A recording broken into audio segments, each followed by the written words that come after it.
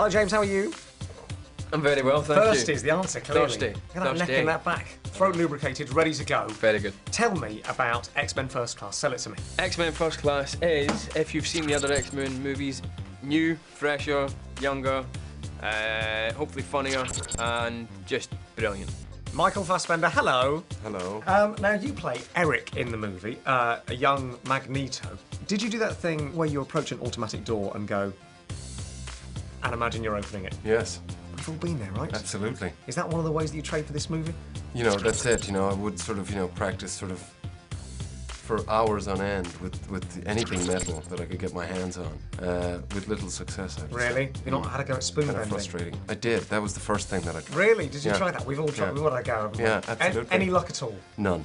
Kevin Bacon, hello. Hi. Hey, how are you? Good. I'm pleased that you're good. Welcome to T4.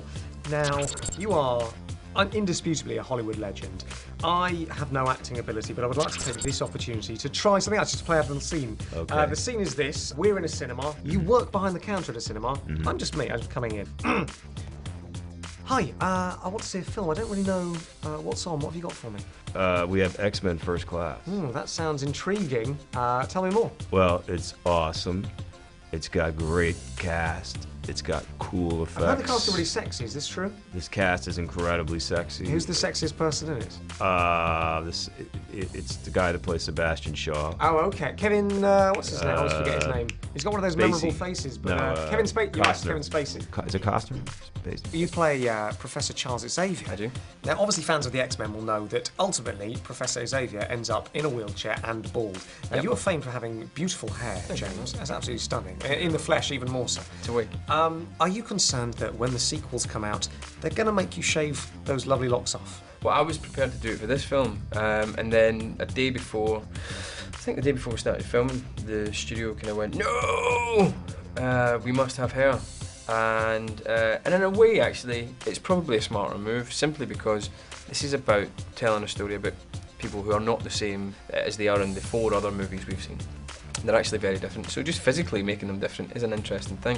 And also we get to show how he loses his hair. In the next movie or the 3rd movie, we can actually explain what happens to him. Something cool has got to happen to him to make him lose his hair. We move on to a game. Game is a strong word for what's about to happen. These are genuine superheroes that I've got. You have to tell me, if you can, what their power is. I'll give you their name, you tell me the power. Okay. First one is Squirrel Girl. Squirrel Girl. What do you imagine Squirrel Girl's power is? Collecting things. Power to chew on your nuts. I mean, that would be good. She has the power to communicate with squirrels. That is the worst superpower of all time, right? You don't So know what are they going to squirrels say? get up to. They might teach you how to survive the winter. Arm fall-off boy. What? Arm fall-off boy.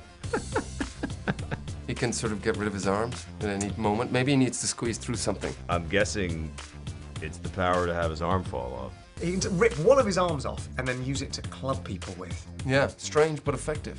And finally, I like to pride myself on having moderate mind-reading skills. Okay. And I think I can work out the question that you get asked that annoys you the most about this movie. All right? Okay, go for So it. I've got it written. That's my last question. Okay. So the question, genuinely, when people come in here and they go, "Oh, you're an X-Men," the question that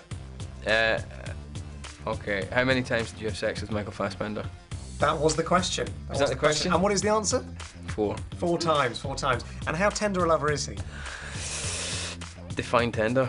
I guess a bit of spooning afterwards, some snuggles, maybe a little on the neck. I'm left to take care of myself after. Really?